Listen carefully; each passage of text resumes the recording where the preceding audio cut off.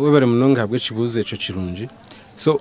ikizibe cya spina bifida cyo kiringu omwana yagizire kizibeki aryo munda ya nyina tine cyo kubasa gukora okucihaho icyo rakora no kurinda umwana akagira ki akazarwa yamara kuzarwa tukazo mu ntebe kanisa zo kugira ki ezo kushemeza umwana kwiyo nko mu mahanga gatungukire nka America, United Kingdom, Belgium nangwa na South Africa nayo kitandikire